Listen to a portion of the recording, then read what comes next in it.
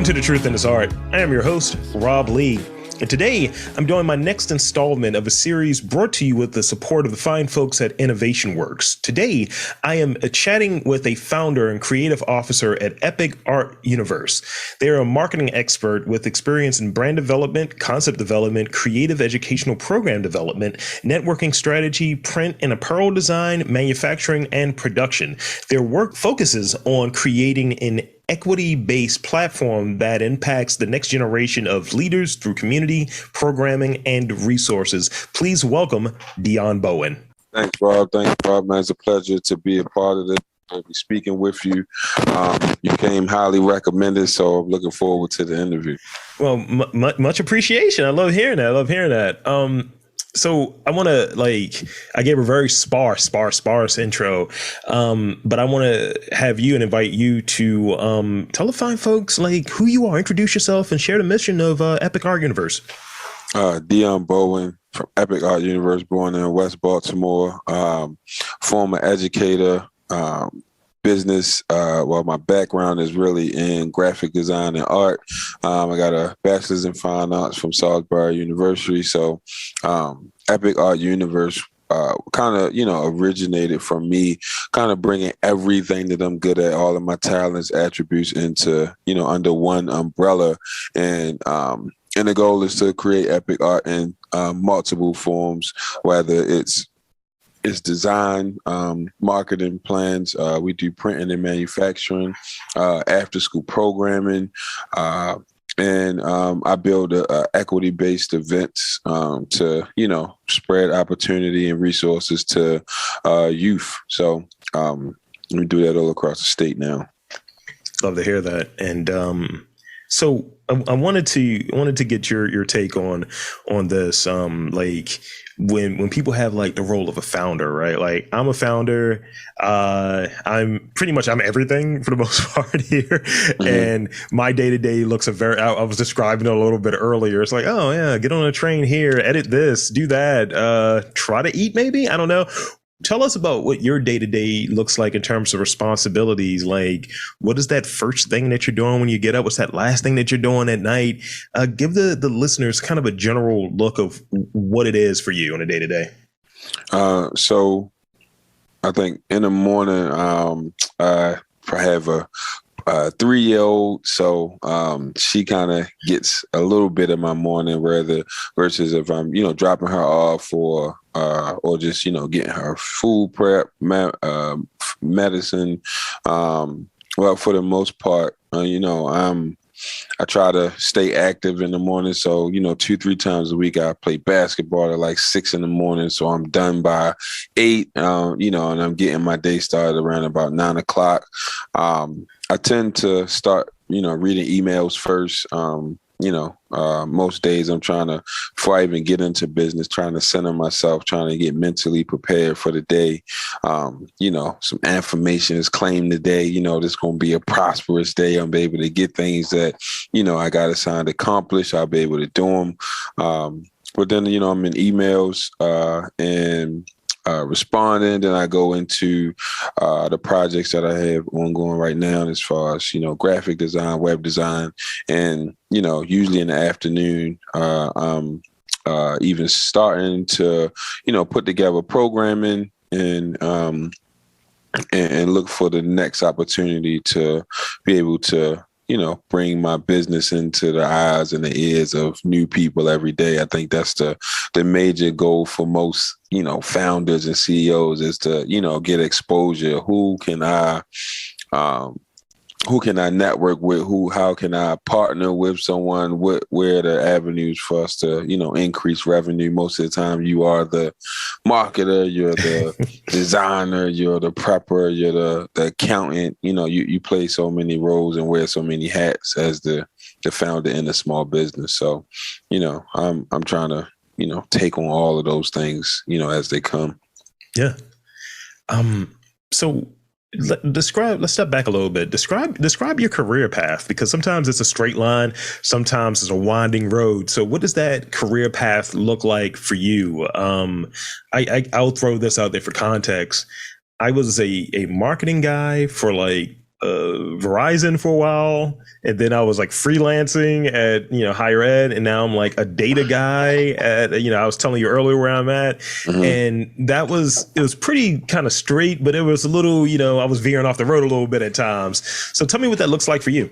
So I started when I got out of college, BFA, Salisbury. I didn't have any, jobs lined up, any opportunities.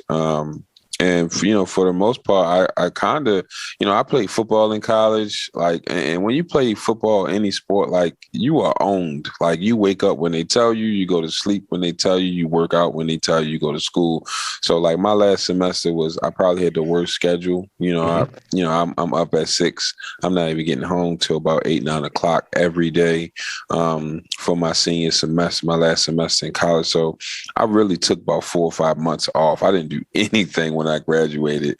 But when I started getting my life together, I had an interesting summer. I really wanted to focus and center my life. I wanted to figure out what my goals was, and I really wanted to trust God to show me that process. So I started out as started working in odd jobs, FedEx.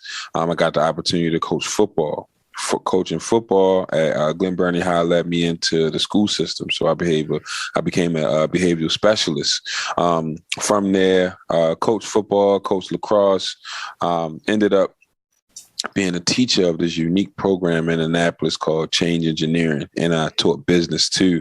But Change Engineering was dynamic. I think it set the ground for where and what my company is doing now, and it had nothing to do with engineering from like a civil or electrical component, Yeah. architectural. It was more of creating a solution-based outcomes to environments. So, being a change agent, where we taught a curriculum to be able to identify, analyze, plan, and implement strategies to help certain situations or find solutions out of difficult outcomes. And I did that troubleshooting style. I'm saying troubleshooting because, we look at issues and then try to find, solutions to, change that perspective. And I did that for 2 years at Annapolis.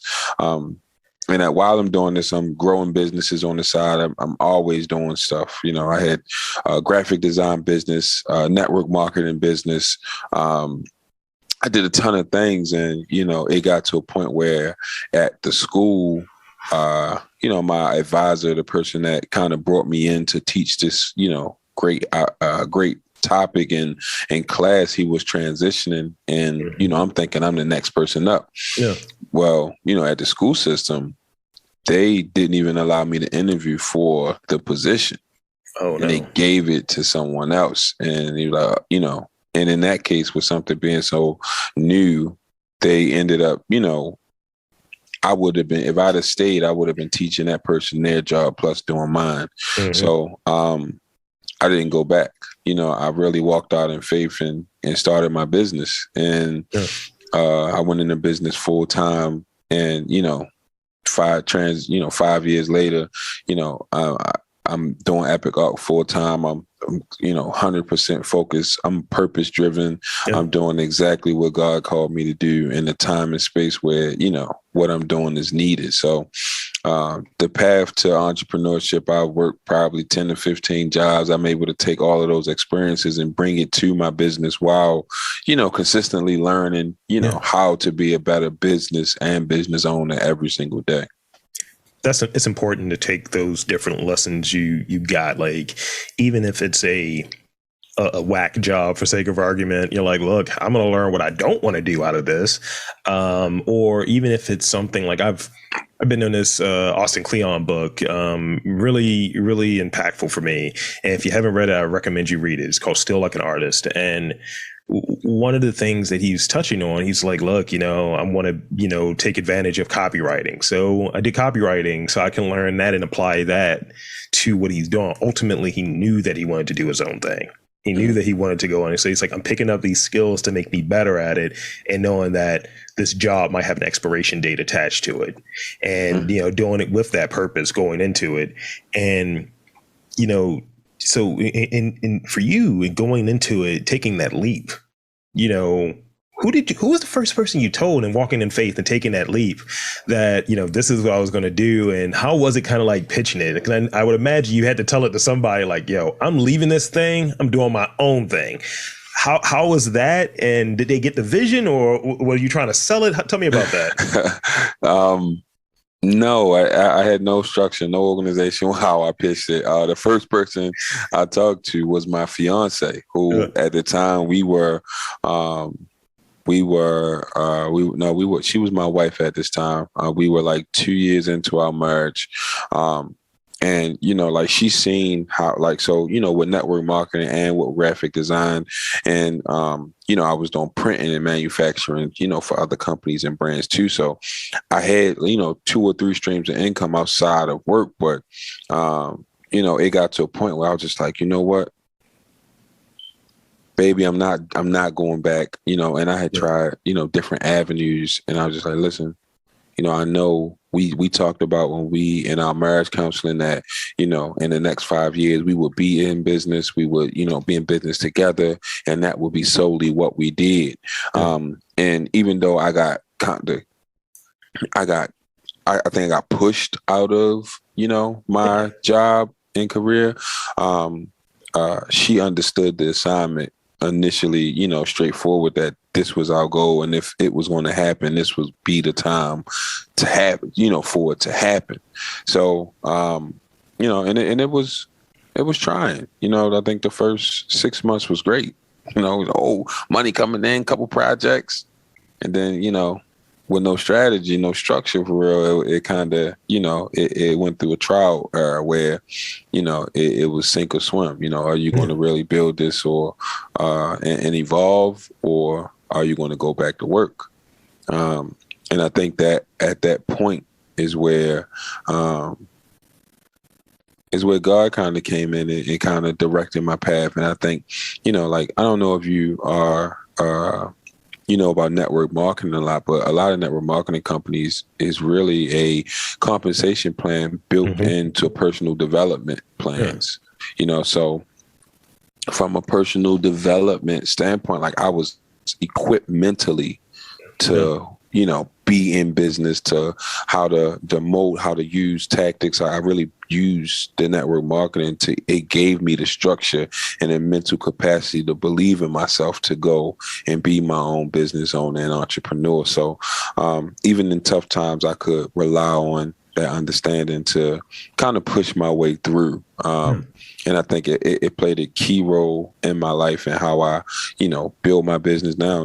Small businesses, you really build, well, I ain't gonna say small, big businesses do this too. They build off of relationships, like, who do you know? I think, I had a graphic design degree in college. I never had a graphic design job. I only did graphic design for myself. And I got my first job through a relationship I had with one of my former coaches from college. So, like, everything that I've, been able to do since I graduated college was solely based on not what I knew, well, a little bit of what I knew with graphic design, but really who I knew.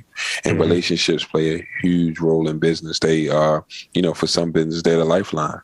So yeah, that's one of the things that I've seen in the vantage point that I'm in, and ultimately how we got connected for this interview. It was through networking or what have you. You may not have been aware of the podcast going in, or, someone probably pitched it to you. And that's how these things grow, I think. And, whether it's a business, whether it's awareness of a brand, that's how these things grow. So, that's one of those things I think that's very important. So playing and coaching the team, you know about teamwork, about building, but let's use the lessons that comes from that and apply it to being an entrepreneur. What are those tips that you might have in building a great team? Whether it's like a virtual team of like, I'm working with these virtual assistants, whether it's like, this is the people I'm going to work with and kind of partner with. Tell me about that, like how you may be taking some of that experience being on the football field, coaching from the sidelines, to being an entrepreneur and building out a team. Tell me about that. I have an interesting perspective when it comes to team building. Sure. And I'm gonna try to lay this out as simple as possible. When you're in college, every year, the coaches, if you're not a great player, or if, it doesn't matter who you are, coaches are trying to out recruit you. And this is what I learned, is that every year they're going out and try to find someone that's good at your position to bring in every year. Mm-hmm. So when you think about, a team, and you're thinking about building a team, like it's a ever evolving process until you get the right fit for what you're trying to do. And then it takes more than just skill. It takes, relationship, relatability. It takes personality. It takes structure. So with me, I'm in the phase now where I'm really building capacity. And, when it comes to the team aspect, I try to find people that have a common goal. Some people are around for a reason, a season, and a lifetime. Like, and I believe in that. So I don't take anything for granted. I don't, under or overestimate anyone that I come across.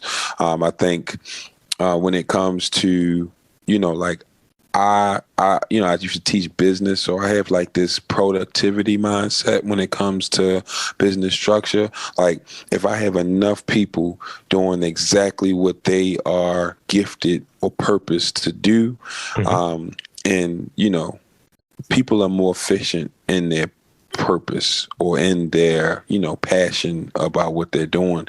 So I try to build based off of gifts, based off of purposes, based off of like, if you're passionate about early education kids, okay, you probably would work really good in our after school programming. Yeah. If you are a gifted graphic designer, hey, I have projects, that I can build with you from projects. If you like, assisting and, being like in the midst of everything, okay, like executive administration would be a purpose. So I try to, I'm really, really relatable. My wife and, people at my job and family, they call me like a mayor because I relate and connect with people really well. And yeah, so I think now I try to look at needs that I have in my organization, and then, I cipher through my network to say, man, who would be the best person for this, and how could I make this worth their while, and what are they getting? Wow, how can I solve an issue or build a strategy for them that also, will help my company out in the long run too. So I have consultants, a couple teachers, and I'm really building like that admin staff because I hate administration. So I mean, we all do. File that paperwork, yeah. Get on this computer, fill out this logistics, send this over, email that, follow up with that, take notes on this. Like, but I think the thing that you touched on there that makes a lot of sense. I like that comparison, that football comparison, because it's a churning thing. It's like, all right, we can either, and businesses do it. They do it in a more impersonal sort of way. Can we find someone that can do what you do that's cheaper? Can we find someone that we can train up that you might have to train, or, hey, write this SOP. And then it's a version of kind of what you were describing earlier with, when it comes for the promotion, or when it comes for like running this, the actual real equitable thing. Oh, I'm passed over. And now, yeah, I've been in that spot before. It doesn't feel great, and goodwill is ruined, especially from a job standpoint. You're like, nah, I need to do something else. I need to do this for myself. I don't want this feeling. So I think, as I was touching on a little bit before we got started, that I think there is a lot of overlap between entrepreneurs, small business owners, and artists. I think that their creative economy, I think that there's overlap. And I think, people could always use new tactics to market themselves, to market their brand, things of that nature. And it's a lot of bunk out there. It's a lot of like misinformation, and it ends up costing you. And we all don't have a lot of money just sitting there. Tell me about maybe one piece of marketing advice that you would share with someone who's like, I don't have the money, low hanging fruit, what's something that they could do to really have some type of impact that they might be overlooking? Volunteer. Find a way to get out and volunteer. I think some of the, you know, everybody wants to make money, but in the grand scheme of things, you being able to build those relationships, that's invaluable. You know, if money was the only sole source for you to market, then, you know, I'm talking exclusively to small businesses. You have to be in this networking, you know, platform. You got to have the ability to build relationships and connect with people. That's crucial, and volunteering is a way that you can do it. And I'll just tell you a quick story. When my business dried up, I was praying like, God, what you know, I'm in this space, you know, like I got to take care of family. What can I do? And he said, go and volunteer, go give time, you know, like, and when I started doing that, that opened me up to I'm volunteering next to executives. I'm volunteering next to company heads, company leads, directors of different organizations. And, you know, they can see the authenticity in who you are, you know, by being around you and building, you know, figuring out who you are, what you're about. And then, you know, conversation leads to one another. Well, what do you do? Well, I'm a graphic designer. Oh, we need a graphic designer. You know what I mean? So you have an opportunity to speak about what you do, and you should always be speaking about what you do, practicing your pitch, talking about everything that you have going on. I do so much, Rob. I can probably say everything I'm doing in the 20-second, you know, go where I got it, you know, and it's so much, and then it's you know, it's exclusive to my goals. So people ask, wow, well, what is that? How do you do that? Well, you did that, and as a business owner, like, you know, that's what you should be doing all day is talking, because you essentially are the sole source of your income. And I think that's a good one to take away, where, you know, volunteering is an opportunity to get you into the room, and that's the only thing that you can really ask for is opportunity, you know. Yeah, and marketing that's free marketing. You know, like you're giving time, which is, you know, essentially is your time that you're using to build your name, build your brand, speak to people, talk. People get to know you. Yeah. And because it's one of those things where you got to balance it, where, you know, you hear the thing, well, we'll pay you an exposure. And I think we frown to that. But I think if you can parse it out, where it's like, all right, I've done my exposure hours for this year. I only have so many exposure hours to give, but you got to make sure they're impactful ones. So if you're going to do that, target the places that, okay, I can volunteer this place that I know might be really helpful. These people work there. And I think that helps, because I have a few friends who they do a lot of volunteering, and it's just like, where do you want to go at with it? Because you could just be volunteering to do that, and service is important. But also, if you're volunteering to get in front of someone, you know, be strategic about it. I think. I am very strategic. My wife, when she goes out now, she's okay with just letting me go away and talk, because she like, I already know he's going to go. He's going to talk to people. Like, he talks to people everywhere we go. You know what I mean? But yeah, you're right. Like, it has to be like, because you're your own commercial. You know, like, and no one can, you know, people can talk highly about you, but you got to set the stage and the foundation for that early on. So I'm my own commercial, and I prep for it strategically. It's like that thing, your name is your name. And, you know, it's a real thing. And whatever you put out there, as you touched on earlier, I come highly recommended. And it's not like, okay, he did 2 podcasts. It's like, it's a couple hundred podcasts that are out there, just different interviews, versatility and such. And that's, you know, the project I'm on, and I'm always working on what the next thing is. So, you know, can you tell me about, you know, your current purpose and upcoming projects? So right now, you know, I prayed midway through last year about, like, you know, what can I do to bring, what project or what focus can I have to bring all of the things that I'm good at, all of my gifts, my talents, because I can work in multiple different capacities at one time, you know, graphic design, web design, marketing, and then doing printing, and then doing after school programs. So I can be all over the place. But, I prayed and I asked God, like, give me a project or help me center my focus so that everything that I'm good at, all of my gifts, all my talents, I can wrap it up and package it in one outlet where I can display everything that I do. And that started what is now the Equity Project.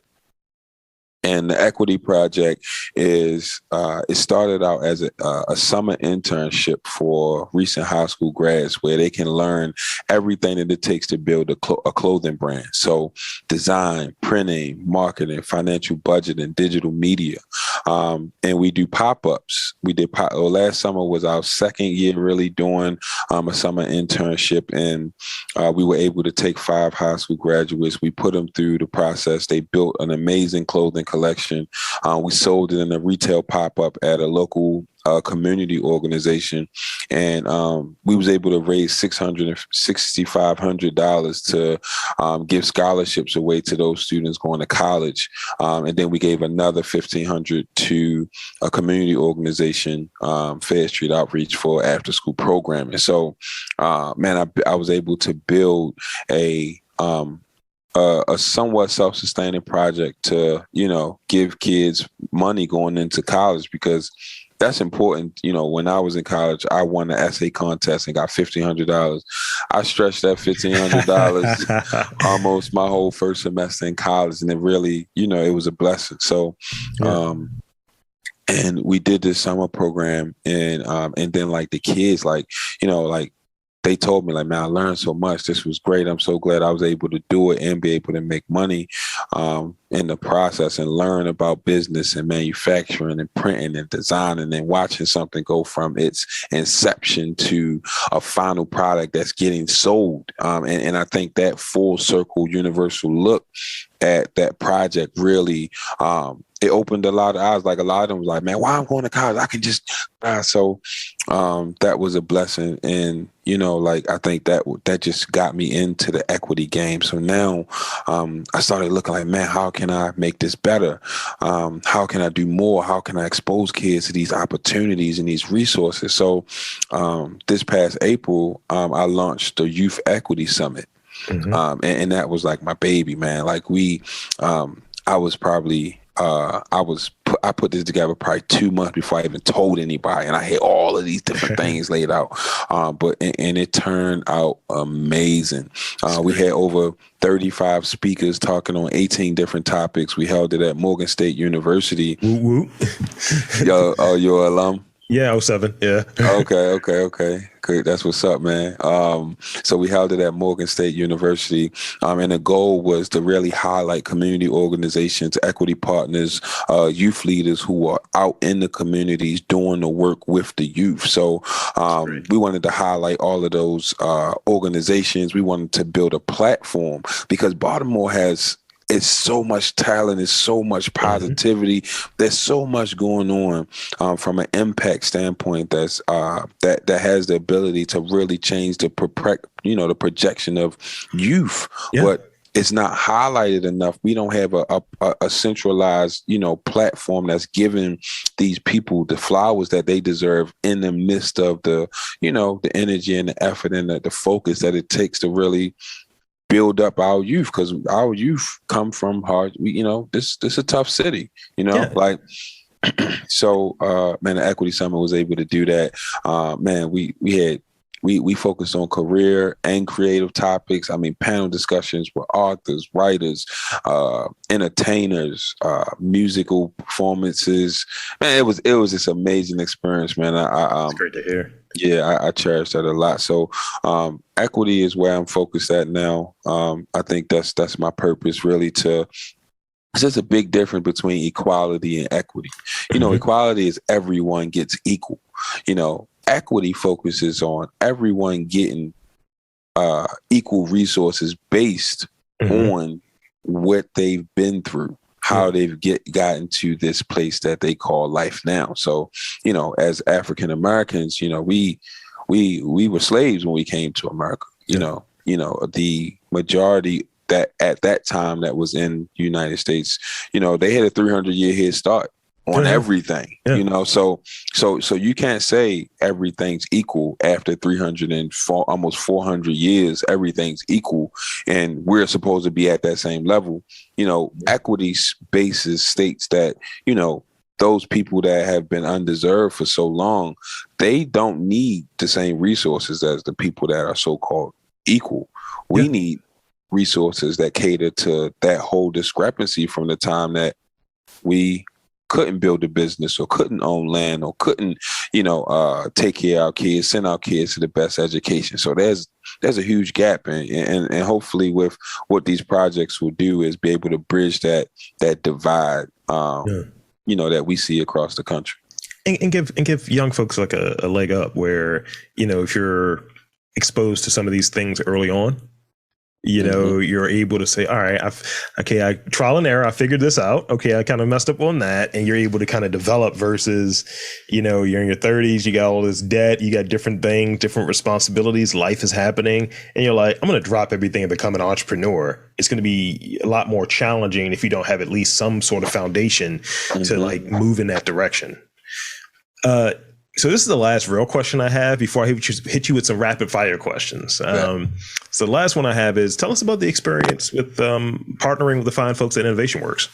Innovation Works was the first real organization that showed me that my passion for doing stuff for the community and, building for other people was okay. You know what I mean? Like I had I have an LLC, and, most companies that operate for a community-based approach or social approach is always like, get a nonprofit. Yeah. But man, I got involved into one of the Boost programs, I believe it was in 2021. And it just, it shed light on the focus of what social entrepreneurship was. And when they started going through the definition, I looked around and said, man, I'm a social entrepreneur. And it inspired me to, push forward with everything that I had around the youth programming, around projects dealing with equity, around really doing youth-centered design projects. Like I just wanted to be able to, have an impact in a relationship with developing programming and resources for youth. So that initial opportunity was, that initial connection with them was crucial because we've been locked in ever since. I think it's going on about 3 or 4 years where they've been a support system for me. They've reached out helping hands on almost and instrumental in almost every project that I've been able to do from an equity-based standpoint. And I don't think, I think it would have been a little rocky, of course, if I didn't have, Innovation Works as being that support system. Yeah, Innovation Works. Big shout out to the fine folks there. They I have a relationship with them. They're helping out as well with this and kind of help establish this connection here. So yeah, they're doing the work and much appreciated. Yeah. So now, all of that good stuff, all of that positive business stuff, we're going to throw out the window for a little bit, and we're going to talk some rapid fire questions. And they still have a little bit of a slant towards entrepreneurial, so you might as well. Okay. And you want to answer these as quickly as possible. Like, don't overthink it because people overthink it all the time. Okay. All right. Favorite flavor of ice cream? Dang, vanilla. You're a vanilla guy too? I like vanilla as well. Hell yeah. If it's an ice cream truck, I like the mix, the chocolate vanilla swirl. Wow. Oh, yeah. Soft serve? Let's be real. Yeah. What books do you recommend every entrepreneur read? Just throw out a book that you think like, no, you should read that. The book that I really loved that helped from a creative standpoint was Creativity, Inc. And it's by Ed Catmull. And he's the founder of Pixar. So it's like how to build a creative environment and agency and to excel in that space. So, nice. I like that was right next to you too. Shout out to you on that one. You mentioned earlier the sports background. So, I have to ask this one. If you could create anyone, right? So put it in that frame. What trophy do you want on your mantle at the end of the day? Like, best business. Do you want an Oscar? Do you want a Grammy? Do you want a made up award or what have you? What's that award, that trophy that you want on your mantle at the end of the day? humanitarian award. Up there. It's about people, impacting people. This is the last one I got for you. Name 3 apps or windows that are always open or you're on your phone or computer. Adobe Illustrator. Said the graphic designer. Yeah, Adobe Illustrator. My email, and since the pandemic, Zoom. So all 3 of them are open. Yeah, always. All the time. It's Google Drive for me. Yeah, email, Adobe, and Zoom. Always. You're an Outlook guy or a Gmail guy? I actually don't do neither. I have Proton Mail. I don't even. Okay. Yeah, I'm in the encrypted. I'm sending graphics. I want to be exclusive with it. Okay, But I probably would be Gmail though. Okay. Gmail. So that's pretty much all I had. I want to thank you for being on this podcast. And 2, I want to invite you to tell fine folks where to check you out and like social media, website, and all of that good stuff. Dion Bowen on Instagram, Bowen_DK. Check out my website, www.epicartu.com. That's EPICART, the letter U.com. Check out the Youth Equity Summit. That's on Instagram, Youth Equity Summit _yes. And also www.youthequitysummit.com has all of the information for our equity projects going forward. I have a clothing line. We're doing some amazing things. So anywhere you guys can reach out on all of those platforms, mainly Instagram and Facebook. Dion Bowen on Facebook, BOWEN. Appreciate the interview, Rob, man. It's been a pleasure. Thank you so much. So there you have it, folks. I want to again thank Dion Bowen for coming on Epic Art Universe, folks. And for Dion Bowen, I am Rob Lee saying that there is art, community impact in and around Baltimore. You just got to look for it. Howdy. Rob Lee here, your friendly neighborhood podcaster, and I wanted to tap in real quick for 2 reasons. 1, to thank you again for checking out this podcast, subscribing, sharing, all of that good stuff. And 2, I wanted to introduce this week's theme. We're working with some local businesses. It's a partnership with myself and Innovation Works. What's Innovation Works, you might be asking? Well, let me tell you. Innovation Works is a Baltimore-based nonprofit with the mission to reduce Baltimore's neighborhood and racial wealth divide by supporting and accompanying leaders of social enterprises working to create sustainable neighborhood economies. Their strategy includes identifying and supporting social entrepreneurs, focusing on neighborhood-based strategies, leveraging social enterprise business models to increase economic activity, and solving critical social challenges in communities by leveraging the lived experiences of those living in and from those communities. So big shout out to the folks over there at Innovation Works. Find out more about them at iwbmore.org.